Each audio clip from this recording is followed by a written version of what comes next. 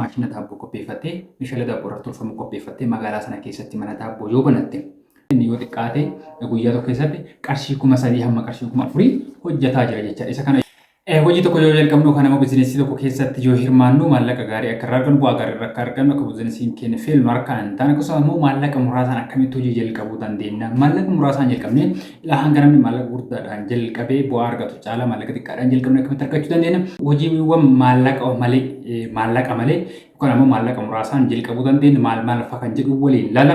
Akkasumas immoo bizineesii jalqabuun dura maal gochuu qabdan of eeggannoo isin gochuu qabdan maalidha? Eessatti jalqabuu qabdan eessatti hojjechuu qabdan kan jedhuu fi kana fakkaata waa'ee bizineesii wal qaban waan babbareeda kaafnee waliin ilaalla. Isin jechuu barbaada. Namoonni hojii keessa jirtan hojii keessan akkuma bizineesii keessan isteeppii takka 2-3 har'a kaaftanii gara footeetti ni deemtu. Namoota hojii keessatti hin hirmaanne yookaan immoo maal hojjedhu jettanii bitaa isin galee hanga har'aa rakkataa jirtanii guyyaa har'aa kaasee hojii ta'e keessatti akka hirmaattan ammoo abdii qabayyada babbareeda kaafnee waliin ilaalla. Namoota hojii kana keessatti hirmaatanii jiran namoota hojii kana keessatti bu'aa gaarii argatan akkasumas immoo odeeffannoo ofii kiyyaa qabuu fi walumaa galatti odeeffannoo isaa bakka hedduu walitti qabadhee guyyaa har'aa qabadhee isin dhufee jiratanii jechuu barbaada.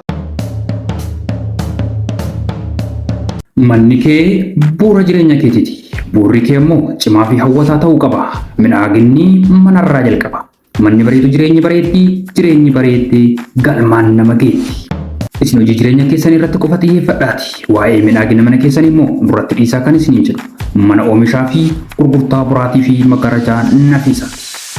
Manni oomishaa fi gurgurtaa boraatii fi maggarajaa nafiisaa meeshaalee manaa kanneen akka maggarajaa, uffata Arabiyaan majlisii, uffata siree boraatii isaa wajjin akkasumas uffata halkanii komfartii.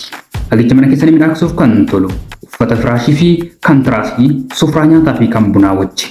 Mintaa fi saayizii fi halluu garaagaraatiin filannoo gatii barbaadaniitiin nu biratti ni argattu. Maal kana qofa meeshaalee aadaa qorii, sabaree, boraatii, fal'aanaa fi siinqee dabalatee gosa barbaadaniin nu biratti ni argattu. Meeshaalee qulqullina qaban irraa ogeessota ogummaa gaarii qabaniin hojjannee kan isin dhiyeessinu yoo ta'u, namoonni biyya keessa hin jirree fi qaamaan dhufuun isin hin dandamne idduma isin jirtan kan isin dhiyeessinu ta'a. Mana oomishaa fi gurgurtaa boraatii fi maggarajaa nafiisaa cimina, qulqullina, bareedina gatii madaalawaan hundaa iddoo tokkotti. Teessoon keenya magaalaa Shaashamannee ganda duwwaa tokko buufata konkolaataa duuba gamoo kaaffee Raanii Duraanii keessatti nu argattu. Odeeffannoo dabalataatiif lakkoofsa bilbilaa duwwaa 932 duwwaa 7 1951 yookaan duwwaa 961 duwwaa 531 22 haloonuun jira. Mana oomishaa fi gurgurtaa boraatii fi maggarajaa nafiisaa. Ibraahim jedhama. Kuruun yeroo jalqabaati YouTube channel kana irratti subscribe gochuudhaan maatii keenya dabalama maatii keenya kan taatan immoo viidiyoo kana like godhaatiin afaan bu'aa dhumarratti immoo waan bareeda argataniis jala deemtu jedhee yaada. Odeeffannoon kun namoota beekuuf dhaga'uu qaba jettanii yaadan biraan immoo share godhaatii biraan gaasin jechuudha. Egaa asirratti odeeffannoowwan jireenya keessanii wal qabatan odeeffannoo biizinasii odeeffannoo baankii wal qabatan meeshaalee biyya keenya keessatti gatii isaa maal fakkaata meeshaalee mana keenya keessatti fayyadamuu dandeenya odeeffannoo ijaarsaa fi meeshaalee ijaarsa mana gatii isaa kanaaf kan kana fakkaatu odeeffannoo jireenya keenya wal qabatan asirratti argattu waan ta'eef subscribe godhaa isin jedhamu irra deebi'eeti. Egaa hojii tokko osoo hin jalqabin dura kan ammoo hojii tokko osoo hin jalqabin dura maal gochuu qabna maal beekuu qabna maal ilaaluu qabna maal xiinxaluu qabna kan jiruu fi jalqaba hojii nuti jalqabnu sun nama biraatiif bu'aa hammam buusa nama biraatiif faayidaan inni qabu maal hojii nan hojjechuu barbaadu hojjechuudhaaf karoorsa kun nama biraa maal fayyada hawaasa maal fayyada naannoo itti banu saniitti hawaasa naannoo sanii maal fayyada kan jiru beekuu qabna yookaan immoo hojii nama biraa nama fayyadu jalqabuu qabna sin jechuudha.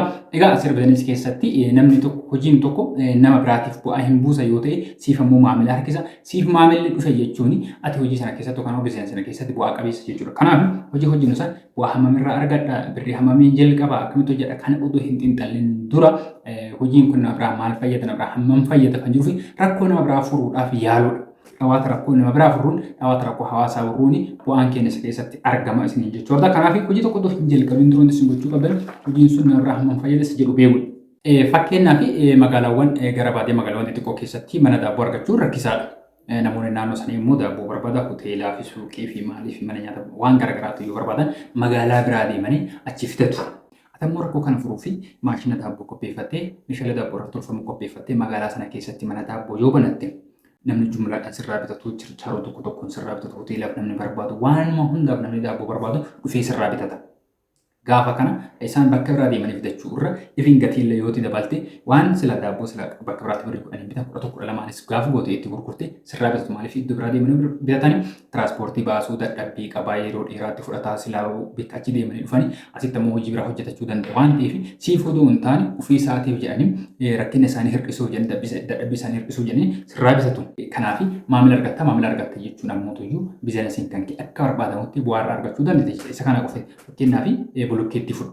Namoonni magaalaa akkasii keessa bolokkeettiidhaan mana ijaaruu barbaadan achi keessa hin jiru waan ta'eef iddoo biraa deemanii achi konkolaataadhaan sa'aatii dheeraa bulaniillee iddoo biraatti fidu. Atammoo maashina bolokkeetti oomishu qopheeffattee meeshaa bolokkeettiin irraa maatiriyaalii bolokkeettiin irraa hojjetamu qopheessitee ashawaa simmintoo kireeshii maal waan akkasii qopheeffattee magaalaa sana keessatti ifin gatii ittiin gurgurtullee itti dabaltee magaalaa sana keessatti yoo hojjette namni sila iddoo biraa deemee fageenya irraa meeshaa kanneen fidu achuma sirraa bitata waan ta'eef hojiin kun irraa hojjetamaa hin jiru waan ta'eef carraa maamila baay'ee argachuu qabda. Carraa maamila baay'ee argatte jechuun biizinasiin kan kee milkaa'eera bu'aa gaarii argachuu dandeetta. Nama baay'eetu gurgurataa harta galii bareedaa argachuu dandeetta jechuudha. Lammaffaa jabaatanii hojjechuun qofti bu'a qabeessa nama taasisu milkaa'aa nama taasisu. Kana jechuun waan sa'aatii dheeraa hojjenneef qofa waan guyyaa guutuu hojjenneef qofa waan dadhabnee hojjenneef qofa hojii humnaa hojjennee waan jenneef qofa bu'a qabeessa kan nuti bu'aa argannutti guddataa jirra jechuudha. Hojiin nu hojjennu suni dadhabbii kenna wal madaala hamma dadhabne san bu'aa isaa argataa jirra galiin isaa maal fakkaata hamma margataa jirra isa jiru kan herreeguudha. Fakkeenyaaf namni tokko hojii humnaa hojjetu guyyaa guutuu dadhabee hojii ulfaataa hojjetee aduu keessa rooba keessa qorra keessa guyyaa guutuu hojjetaa oolee waan inni ji'atti argatu tarii namni ogummaadhaan hojjetu yoo fakkeenyaaf hojii onlaayinii namni hojjetu giraafiksii namni hojjetu viidiyoo editingii namni hojjetu kan kana fakkaatan dijiitaal maarketingii namni hojjetu waan inni namni hojii humnaa hojjetu ji'a guutuu dadhabe guyyaa takka guyyaa lama keessatti hojjechuu danda'a. Kanaaf hojiin nu hojjennu bu'aa qabeessa kan hojjechisiisu waan dadhabne hojjenne waan sa'aatii dheeraa hojjenne fudhu hin taane bu'aa argannu irratti hundaa'u qabna jechuudha. Keessattuu dargaggoonni yeroo kana hojii humnaa irratti hirmaattanii hojii oolmaa guyyaa hojjetti baratanii barnoota gahaa illee hin qabne yeroo kana onlaayinii irratti yeroo kan teekinooloojii guyyaa darbe keessatti isinii kaasetti yoo karaa bartanii illee digirii takka digirii lama hin qabne koorsii gaggabaabaa shoort koorsii onlaayinii irraa barbaadan qaama nu barbaadan onlaayinii irra ji'a takka ji'a lama hoo guddate ji'a sadi kan caale keessatti ogummaa wayii horataniiti ogummaa sana namoota iyyuu maarkeetti yookaan gabaa irratti bahanii maallaqa bareedaa hojjechuu danda'u waan jireenya isaanii jijjiiru waan jireenya maatii isaanii jijjiiru waan jireenya isaaniitti gammada isaan jiraachisuu danda'a hojjechuu danda'anii isin jechuu barbaada. Kanaaf hojii hojjennu san keessatti nuti milkaa'aadha jennee hirreeguu kan dandeenyu bu'aa argannu irratti hundaa'uudha malee sa'aatii dheeraa waan hojjennee fi waan guyyaa guutuu hojjennee fi waan dadhabnee fi waan hojii ulfaataa hojjennee fi ta'uu hin qabu isin jechuu barbaada. Inni taanu birrii argannu irratti hundaa'uu qaba. Birrii baay'ee waan arganneef maallaqa baay'ee waan arganneef waan ji'aan 50,000 60,000 70,000 dhibba waan arganneef nuti milkaa'aadha jechuu hin dandeenyu. Kana jechuun maali? Kennan tokko ji'atti qarshii 50,000 argata yoo ta'e baasiin isaa 49 ta'a yoo ta'e namtichi kun milkaa'eera jechuun hin dandeenyu jechuu barbaada. Nuti milkoofne kan jennu galii nu argannu qofa irratti hundaa'uu otoo hin taane baasiin keenya maal fakkaata kan jedhullee adda baafnee beekuu qabna jechuudha. Galii keenya akka bu'aa hin qabaanne wanti taasisu keessaa tokko baasii keenya. Namni tokko qarshii 50,000 argata yoo ta'e baasiin isaa 49 yookaan 45 47 yoo ta'e milkaa'eera yookaan ammoo duroomeera jechuun hin dandeenyu jechuudha. Kanaaf hojii jennu keessatti hojiin sun nama biraa hammam fayyada jennee ilaaluu qabna. Lammaffaa hojii suni waan humna kiyya waan dadhabbii kiyya wal madaala dadhabbii kiyya wal qixaa akka dadhabutti ammoo bu'aa argataara isa jedhullee xiinxallee ilaaluu qabna. Hojii jedhu keessatti galii an argadhu baasiin an argadhu maal fakkaata darbee wal qixa ta'a yeroo tokko ammoo even namni 50,000 ji'aan argata ta'e baasiin isaa yeroo 60,000 ta'utu jira. Kanaaf galii keenya qofa otoo hin taane baasii keenya xiinxalluullee baasii keenya illee beekuun baasii keenya riiduus gochuun dirqama barbaachisaadha. Jireenyi keenya yookaan immoo biizinasii keessatti haa ta'u hojii mootummaa keessa jiran mindaa hin qabne yoo ta'e mindaan keenya kan duraa irraa yoo dabale akkasumas baasii keenya illee faana hin daballa yoo taate yeroo kanas milkoofneerra jechuu hin dandeenyu. Yoo karaa mindaan keenya yookaan immoo galiin keenya 50,000 ta'e gara 60,000 70,000 yoo ol seenne baasii karaa sila baafnu yoo faana daballe kanaaf mindaan keenya yookaan ammoo galiin keenya dabale suni gatii akka hin qabaanne vaaliyuu akka hin qabaanne taasisa jechuudha. Jireenya keenya duraa mindaa keenya faana dabaluu hin qabnu. Kanaaf baasii galii keenya caalaa baasii keenya irratti xiyyeeffachuun gaariidha. Maaliif yeroo baay'ee galii hammam akka argannu ji'aan hin arganna yoo ta'e even guyyaan illee hin arganna yoo ta'e galii hammam argannaa galiin keenya meeqa akka jedhu beekuu waan baay'ee nama rakkisu miti. Wanti baay'inaan yookaan irra caalatti wanti nama rakkisu baasiin keenya hammami guyyatti hammam baafna ji'atti hammam baafna baasii keenya galiin keenya wal madaalaa jira isa jedhullee adda baafnee beekuudha qabna. Wanti xiqqoodhaan profiitii guddaa hojjechuuf yaalu maallaqa muraasaan hojii jalqabnu maallaqa muraasaan hojii keessatti hirmaannee galii guddaa akka argannu gochuu ni danda'ama. Isa kana yaaluu kana immoo waan xiqqoo harkaa qabnuuni hojii jalqabuu barbaanne waa hojjechuu barbaanne amma firri bakka akkasii jiru maallaqa akkasii na ergutti amma mootuyyuu qarshiin bakka akkasiitii naa dhufutti yeroo itti aanu akkas godha. Kan osoo hin taane waan sa'aatii kana harka kiyyarra maaltu jiru kan harka kiyyarra maaltu jira isa kana immoo maal hojjechuu dandeessa jedhu beeku. Isa taanu niitwoorkingii irratti hojjechuu niitwoorkiidhaan hojjechuu kan mootuyyuu namoota maallaqa harkaa qaban faana ta'uudhaani yookaan hojiin hundi maallaqaan kireetiin ta'u kan immoo bizineesii hundi maallaqaan hin hojjetamu. Hojiiwwan sammuudhaanii yaada gaarii maddisiisu yaada babbareeda maddisiisuudhaanii namoota maallaqa qaban wajjin hojjechuu dandeenyu baay'eetu jira.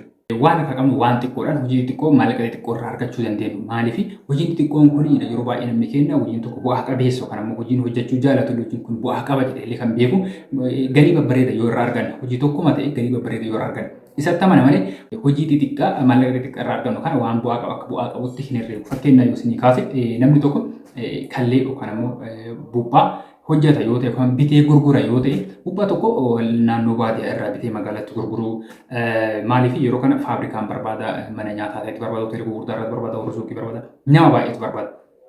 Even hamma konkolaataan illee fe'anii iddoo biraa geessuutti hin barbaadan. Isaan kunniin al takkatti waan konkolaataa guutuu fi isaaniitti waan hin argannee fi namni akkasitti baadiyyaa irraa yookaan magaalaa gurguddaa keessa namoota baay'eedhaan ni horsiifamu. 500 lukkuu 1000 2,500 akkasii horsiisutu jira. Al takkatti nama kana yoo argate mootuyyuu al takkatti killee 2,000 illee nama tokko irraa argachuu danda'a. Isa kanarraa fuudhee namtichi konkolaataan gurguru kana hin dhiyeessu ta'e maallaqa muraasaan dhiyeessuu danda'a. Even niitwoorkii irratti kan inni isin kaase yoo hojjete maallaqa hanga kana harkaa qaba kallee hamma kanaa sii qopheessaati maallaqa achirraa kan mo'ate naa kennii bitee sii qopheessu hojjete kennuufii danda'a waan isaaf waan ta'eef. Kanaaf kallee takka irratti qarshii 2 qarshii 3 fi qarshii 2 qabaate kallee 2,000 kallee 1,000 namichi kana hoo dhiyeesse lamaan baay'isuu dandeettan qarshii 2,000 qarshii 3,000 waan ta'u guyyaatti yookaan immoo guyyaa lamatti hojjechuu ni danda'a. Maallaqa xiqqoodha. Waan namni maallaqa miiliyoonaan yookaan immoo 1,000 lakkaa'amuun hojjetee galii hamma kana arganne maallaqa xiqqoodhaan yookaan immoo maallaqa malee yaada sammuu isaa maddisiisan hojjechuu ni danda'a. Ani nama biddee akkaataa kanaan hojjetu beeku. Warra hoteelaan dhaqa hin haasofsiisa, warra suuqiin dhaqa hin haasofsiisa, warra immoo biddeen tolchanillee hin haasofsiisa. Warra suuqatti warra hoteelaa dhaqee biddeen akkasii qaba. Jedhee isaan erga haasofsiisee gatii erga isaanii walii galee ammas warra biddeen tolchu bira dhaqee gatii walii galee jidduu kanatti qarshii 2 yookaan qarshii 1 yoo qabaate guyyaatti inni yoo xiqqaate biddeen kun 1,500 dhiyeessuu danda'a hoteelaaf suuqiidhaaf. Baajaaji kontiraata qabataa waan biraa waan baay'ee rakkisuu miti. Isaan kanarraa yoo fuudhu gurguree deebi'ee maallaqa isinii kennaan akka walii galu. 1,500 yoo hojjete inni yoo xiqqaate guyyaa tokko keessatti qarshii 3,000 hamma qarshii 4,000 hojjetaa jira jecha. Isa kana yoo baay'ifte qarshii 3,000 guyyaa takkatti hojjeta yoo ta'e ji'a tokko keessatti meeqa hojjeta qarshii naannoo qarshii 90 hojjechuu danda'a jecha yaada isaa qofa maddisiisuudha yaada isaa qofaan. Kanaaf niitwoorkii irra hojjechuu maallaqa xixiqqoodhaan hojii maallaqa xixiqqoodhaan hojjetamu hojiin akka nama isinii kaasee kanneen hojjechuu ni akka bizinesii keenya keessa seenu kan ammoo waan hojjennu kan ammoo waan hojjennu keessatti akka bu'aa gaarii argannu akka yeroo gabaabduutti sadarkaa barbaadamu irra deemu nu taasisa isin jechuu barbaada. Namoonni humna qabdan yookaan namoonni horii harka keessan irra jiru bizinesii hojii keessatti yookaan ammoo hojii tokko hojii lama keessatti hirmaatanii jirtan ofii keessanii hojii tokko qofa irratti hundooftanii yookaan ammoo hojii tokko irratti hirkattanii jiraachuu irra hojii keessan sana hojjetaadhaan hojjisiisuu irratti ammoo isin damee biraa yookaan ammoo gosa hojii biraa bantanii hojjechuu. Even hojii tokko illee yoo qabaatte ofii kan keetii hojjechuu irra hojjetaa hojii namatti qaacarte yoo hojjisiifte bu'a qabeessa jedha seera bizinesii irratti. Maaliif ati hojii kan keessan yoo hojjettu namni si hoogganu hin jiru feetuun hojjetta feetuun dhiifta. Gaafa namatti qaacarte ammoo hin hoogganta manaatti goota waan ta'eef namtichi sun hojiin kan namaati dirqama hojjechuu qaba yoo balleessitti gaafatamummaa qaba dirqama maamilaa walii galuu qaba waan ta'eef itti gaafatamummaan duuba waan jiruuf jabaatee hojjeta. Nutis bakka tokko dhaabbannee hojii tokko qofa keessa ooluu irra hojii 2-3 irratti yoo hirmaanne garagaraa immoo dhuftee waan guddaa argachuu danda'a akka jalqaba isinii kaase sanatti hojii tokkocharra waan guddaa eeguurra hojii wanti xiqqaan amma akka isinii kaasee kanneen hojjenne isaan irraa galiin xiqqoo argannu kun gaafa bakka tokkotti deebite waan silaa hojii guddaa tokkocharra argannu san dachaa 2-3 argachuu dandeenya isin. Dubartoonni asitti immoo barbaadu keessattuu yeroo kana hojiin miidiyaadhaan hin deeggaramne akkaawuntii tiiktookii haa ta'u feesbuukii haa ta'u weebsaayitii garagaraa haa ta'u telegiraamii haa ta'u walumaa gala sooshaal miidiyaadhaan walqunnamtii qabaachuu sooshaal miidiyaa irratti hojii keenya baasu sooshaal miidiyaa irratti hojjechuu akkaawuntii mataa keenya barannee biizinasii keenya achirratti beeksisuun ofii keenya hojjechuu. Namni tokko akkaawuntii teelegiraamii yookaan immoo akkaawuntii tiiktookii yookaan immoo akkaawuntii feesbuukaa qabaatee suuqa soo qabaate akka nama suuqa lamaa qabutti herreegama jechuudha.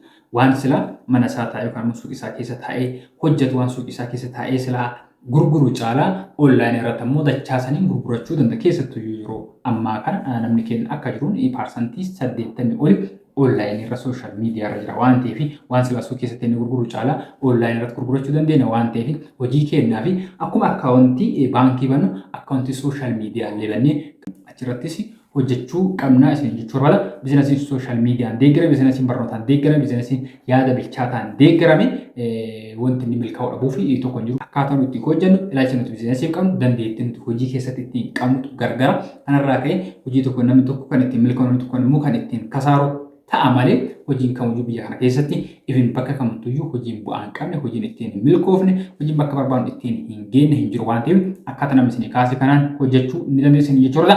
Odeeffannoo guyyaa irraa godhe isin kan hanga ammaa isin biraan gahaa ture. Asirratti ammoo waan isin hin galle yookaan immoo ibsa biraa gosa hojii biraa beekuu, maallaqa hammamii akka jalqabamu beekuu, akkamitti akka hojjetamus beekuu yoo barbaadan koomentii jalatti yaada keessanii fi gaafii keessan dhiyeessuu ni dandeettan. Isarraa gaafii ammoo yaada bal'aa hin barbaadan yoo ta'e viidiyoo biraatiin kan isin dhufta. Kanaan alattis karaa keessatti na dubbiftanii na haasofte na barsiisuu ni dandeessin jechuu barbaada. Waan hordoftoonni galatoomaa galanii keessan dachaa viidiyoo biraatti hamma deebinutti baay'ee.